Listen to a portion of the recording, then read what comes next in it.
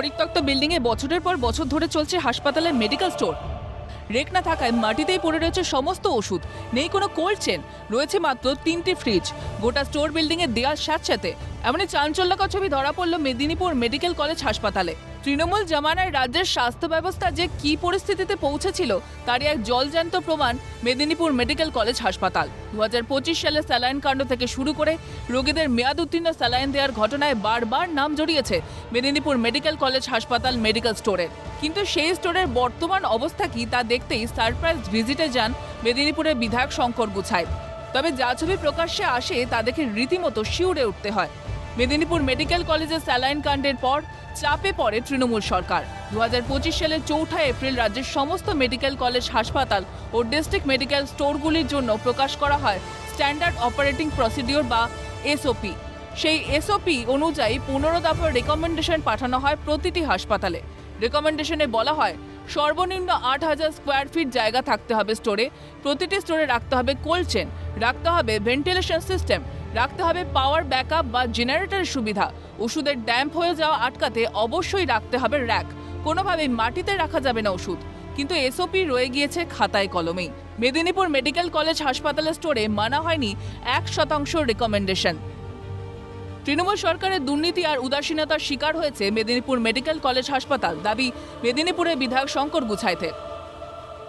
এর কন্ডিশন সব থেকে খারাপ। এখানে মেঝেতে জল জমে যায়, সাপ ঘোরাফেরা করে, ইঁদুর ওষুধ খেয়ে নিচ্ছে, কোটি কোটি টাকার ওষুধ, ট্যাবলেট ইত্যাদি ইত্যাদি ইঁদুর নষ্ট করছে। এখানে দেখুন চতুর্দিকে একটা পরিত্যক্ত বিল্ডিংয়ে যা কন্ডিশন হয় তাই অবস্থা। কিন্তু এসওপি, এই যে দেখুন আপনার এসওপি 29/4/2025 একটা গাইডলাইন দিয়েছে। কোনো রকম গাইডলাইন এই গাইডলাইনে যদি আপনি দেখেন কন্ডিশন দেওয়া আছে, 16টা কন্ডিশন দেওয়া আছে। ইনিশিয়ালি মানতেই হবে, 15টা কন্ডিশন মানতেই হবে, কিন্তু এখানে একটাও কন্ডিশন মানা হয় না। গত 15 বছরে হেলথ ডিপার্টমেন্ট চুপচাপ বসে আছে।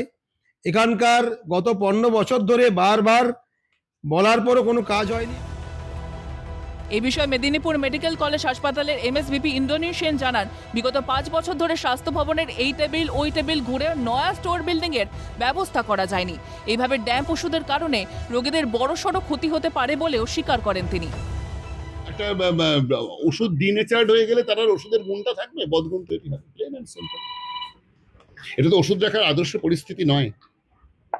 2020 সালে ডক্টর আমাদের ছিলেন যখন স্যার কুন্ডু প্রিন্সিপাল, আগের টেনিওরে যখন আমার এটা রেসপন্সিবিলিটি ছিল অ্যাজ আ এমএসভিপি, তখন এটার ফাইল তোলা হয়েছে, জমি বলে দেওয়া হয়েছে, ফাইল ডান দিক বাঁ দিক উত্তর দক্ষিণ পূর্ব পশ্চিম ঘুরছে স্বাস্থ্য ভবনে।